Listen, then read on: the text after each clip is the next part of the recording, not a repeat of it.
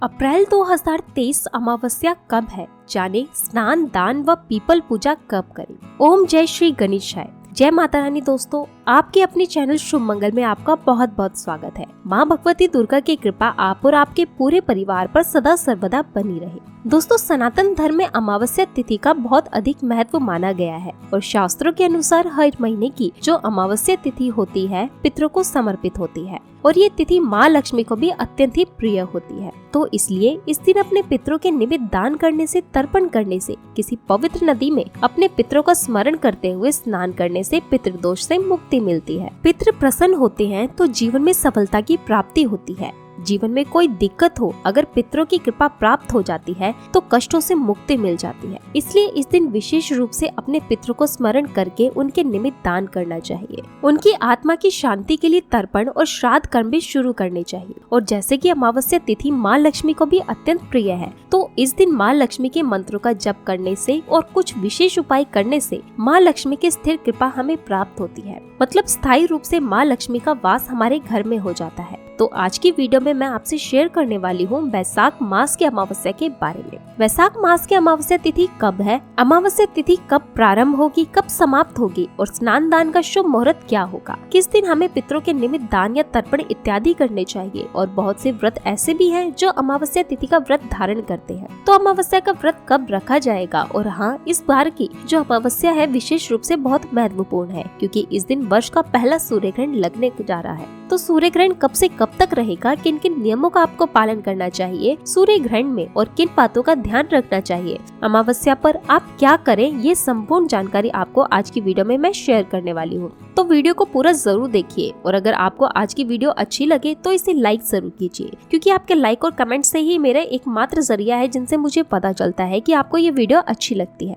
और आपके लिए ये वीडियो उपयोगी है। तो अगर वीडियो अच्छी लगती है तो लाइक जरूर ही किया करें। इसके साथ ही कमेंट बॉक्स में माता रानी का नाम का जयकारा भी जरूर लगाएं, इससे आपको सकारात्मक ऊर्जा की प्राप्ति होती है। और अगर आपका कोई भी सुझाव हो, कोई भी प्रश्न हो, तो कोई विशेष वीडियो देखना चाहते हो तो इसके लिए भी कमेंट बॉक्स में जरूर लिखें। और चैनल पर पहली बार आए हैं, अगर अभी तक आपने चैनल को सब्सक्राइब नहीं किया है तो आज की वीडियो अगर आपको अच्छी लगे तो चैनल को सब्सक्राइब जरूर कर लीजिए और बेल बटन को भी प्रेस कर लीजिए। इससे ये होगा कि कोई भी जो नई वीडियोस चैनल पर अपलोड होगी तो उनके नोटिफिकेशन आपको समय पर प्राप्त होंगे। तो सबसे पहले जानते हैं कि अमावस्या तिथि कब प्रारंभ हो रही है और कब समाप्त हो रही है। देखिए, अमावस्या तिथि प्रारंभ हो रही है 19 अप्रैल को सुबह 11:23 पर और समाप्त होगी 20 अप्रैल को सुबह 9:41 पर। तो इस बार की जो अमावस्या है वो 2 दिन मान्य होगी, क्योंकि देखिए 19 अप्रैल को पूरी तरह से मतलब पूरे दिन की अमावस्या है, इसलिए 19 अप्रैल को भी अमावस्या मानी जाएगी। पितरों के निमित्त अगर आप कोई भी तर्पण इत्यादि करना चाहते हैं, श्राद्ध कर्म करना चाहते हैं, तो वो दोपहर में किया जाता है। तो ऐसे में 19 अप्रैल को पितरों के निमित्त तर्पण इत्यादि किया जा सकता है। और जो भक्त अमावस्या का व्रत धारण करते हैं 19 अप्रैल को अमावस्या का व्रत रखा जाएगा।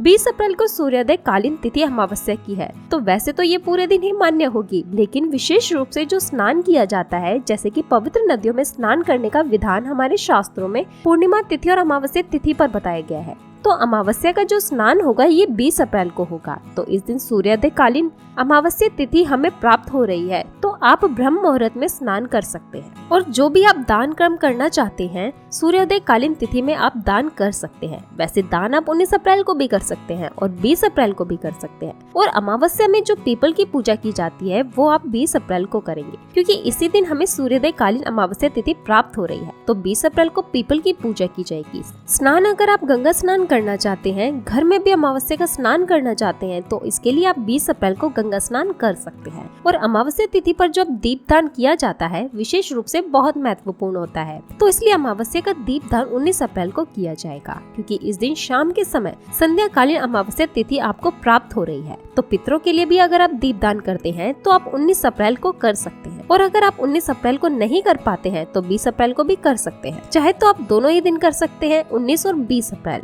2 दिन की अमावस्या मान्य है, लेकिन 19 अप्रैल को जरूर कीजिए। वैशाख मास की अमावस्या तिथि पर विशेष रूप से सत्तू का दान किया जाता है, इसलिए इस अमावस्या को सतवाई अमावस्या भी कहा जाता है। तो आप चाहें तो जौ या चने के सत्तू दान कर सकते हैं, किसी ब्राह्मण को, किसी जरूरतमंद जिसे भी आप दान कर पाते हैं। और पितरों की कृपा पाने के लिए आज के दिन ब्राह्मणों को भोजन जरूर करवाना चाहिए। और इसके अलावा घर में जो भी आप भोजन बनाते हैं उसमें से गाय को, कुत्ते को, कौवे को भोजन जरूर दीजिए। तो 19 अप्रैल 20 अप्रैल दोनों दिन आप कुत्ते और गाय को भोजन दे सकते हैं, ब्राह्मण को भोजन करा सकते हैं, क्योंकि दान देने के लिए, ब्राह्मण भोज कराने के लिए दोनों ही दिन श्रेष्ठ हैं। दोस्तों, अमावस्या की तिथि बहुत महत्वपूर्ण होती है। किसी भी प्रकार का कष्ट से मुक्ति पाने के लिए अगर कोई भी समस्या आपकी बहुत समय से चली आ रही है और समाप्त नहीं हो रही है, तो ऐसे में हर अमावस्या पर अगर आप गंगा स्नान करते हैं तो निश्चित ही आपको समस्या से मुक्ति मिलती है। गंगा जल से स्नान नहीं कर पाते हैं तो गंगा जल मिश्रित जल से स्नान कीजिए और ब्रह्म मुहूर्त में स्नान कीजिए, क्योंकि अमावस्या का जो स्नान होता है ब्रह्म मुहूर्त में करते हैं तो उसका ज्यादा फल प्राप्त होता है। लेकिन अगर आप किसी भी कारणवश ब्रह्म मुहूर्त में नहीं कर पाते हैं तो प्रयास कीजिए सूर्योदय से पहले कर पाए। और हाँ, स्नान करने के बाद दान जरूर करना चाहिए।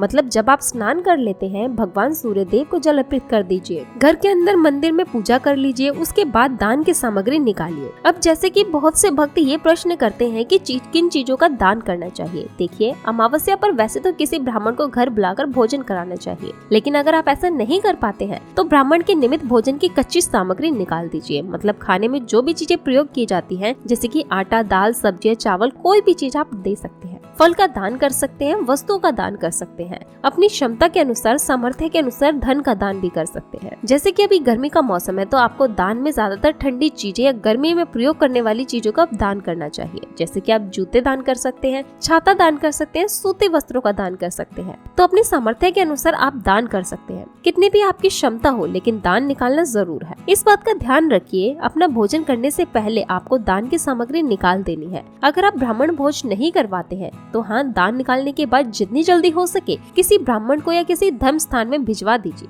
मतलब बहुत समय तक अगर घर में सामग्री पड़ी रहती है तो उसका भी आपको दोष लगता है। तो प्रयास करना चाहिए कि एक बार दान निकाल दिया तो जितनी जल्दी हो सके उसे दान में दे दीजिए। और दान निकालने के बाद सबसे पहले घर की छत पर जाकर पक्षियों के लिए आप दाना पानी जरूर डाल दीजिए। चींटों के निमित्त थोड़ा सा आटा और शक्कर डाल दीजिए। गाय को गुड़ और रोटी खिला दीजिए। देखिए, विशेष क्या होता है, मतलब जो विशेष तिथियां होती हैं, जैसे कि अमावस्या, पूर्णिमा, इसमें अपना भोजन करने से पहले अगर हम कुछ जीवों को भोजन करा देते हैं तो इसका फल बहुत अधिक प्राप्त होता है। वैसे आप दिन में भी किसी भी समय गाय को, चींटी को, कौवे को भोजन दे सकते हैं, लेकिन प्रयास कीजिए कि अपना भोजन करने से पहले ही आपको जीवों को भोजन कराना है। और हाँ, एक और चीज जो मैं आपको बता रही हूँ कि घर की साफ सफाई अमावस्या के दिन विशेष रूप से करनी चाहिए। मतलब घर में जो अच्छी तरह से साफ सफाई होती है वो महीने में एक बार कम से कम अमावस्या पर जरूर होनी चाहिए। तो इस पर जो अमावस्या गुरुवार को प्राप्त हो रही है, आपको सूर्यकालीन प्राप्त हो रही है, लेकिन गुरुवार के दिन घर की साफ सफाई नहीं की जाएगी। तो ऐसे में बुधवार के दिन घर की साफ सफाई की जाएगी। और जो भी घर में जाले आपको उतारने हैं या जो भी कबाड़ा आपको घर से निकालना है, जो भी टूटी फूटी चीजें हैं आपके घर में जो कि आपके घर में नेगेटिविटी क्रिएट कर रही हैं, आप उन्हें घर से बाहर निकाल दीजिए। किसी को दे सकते हैं अगर किसी को देने लायक है तो, लेकिन ध्यान रखिएगा हर बार की अमावस्या पर कोई भी कबाड़ा है तो उसे जरूर निकालें। और हाँ, अमावस्या तिथि पर विशेष रूप से घर के मुख्य द्वार की साफ सफाई जरूर की जाती है। तो घर के मुख्य द्वार की सफाई भी आप बुधवार के दिन कर सकते हैं और जल का छिड़काव भी कर सकते हैं। गुरुवार के दिन अपने घर के मुख्य द्वार की थोड़ी बहुत साफ सफाई हम करते हैं, वह आप कर लीजिए, जरूर कीजिए। और घर के द्वार पर कोई भी मांगने वाला आता है, चाहे वो कोई भी हो, कोई जीव हो, कोई जंतु हो या फिर कोई भी याचक हो, तो ध्यान रखें घर से खाली हाथ ना जाए। इस बात का अवश्य ध्यान रखें। आपके पास जो भी देने लायक चीजें हैं, जो भी आप दे सकते हैं, जरूर आप उन्हें दीजिए। जैसे कि गाय आती है तो आप उन्हें रोटी दे सकते हैं, कुत्ता आता है तो आप चाहे तो दूध पिला सकते हैं।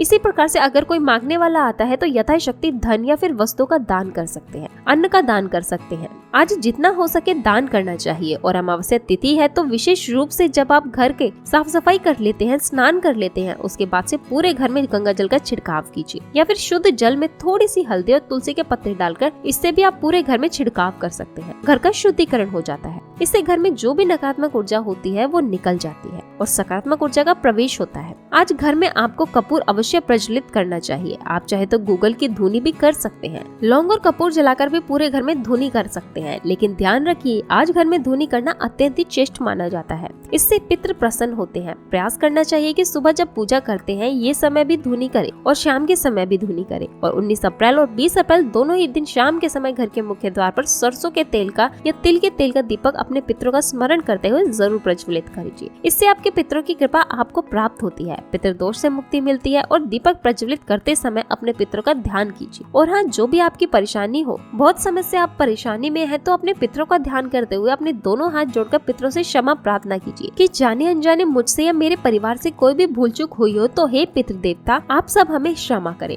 हम पर कृपा करें, हमारी परेशानियों को दूर करें। आपको इतना करने मात्र से ही आपके पितरों की कृपा आपको प्राप्त होने लग जाती है। आपके पितर आपसे प्रसन्न हो जाते हैं और आपके जीवन में जो भी परेशानियां हैं धीरे धीरे स्वतः ही समाप्त हो जाती है। ये कार्य आपको आज शुरू करना चाहिए। हर अमावस्या पर नियमित तौर से अपने पितरों को स्मरण करते हुए दीप दान करके उनसे क्षमा प्रार्थना करनी चाहिए। और शाम के समय में संध्या काल में घर के ईशान कोण में घर के मंदिर में शुद्ध घी का दीपक प्रज्वलित करके महालक्ष्मी के मंत्रों का अधिक से अधिक जप करना चाहिए। कनक धारा श्री सूतक का पाठ अगर आज के दिन आप करते हैं तो माँ लक्ष्मी स्थिर रूप से आपके घर में वास करती है। जब पितर और देवता सभी प्रसन्न हो जाते हैं तो जीवन की परेशानियां स्वतः ही धीरे धीरे समाप्त होती जाती है। तो ये है अमावस्या से संबंधित जानकारियाँ, और आने वाली वीडियोस में सूर्य ग्रहण से संबंधित संपूर्ण जानकारी मैं आपसे शेयर करने वाली हूँ, क्योंकि ये वीडियो पहले ही बहुत लंबी हो चुकी है और अगर मैं सूर्य ग्रहण की जानकारी दूंगी तो काफी लंबी हो जाएगी। तो आने वाली वीडियो सूर्य ग्रहण से संबंधित है, तो जरूर देखिएगा। मिलती हूँ आपसे अगली वीडियो में, तब तक के लिए नमस्कार।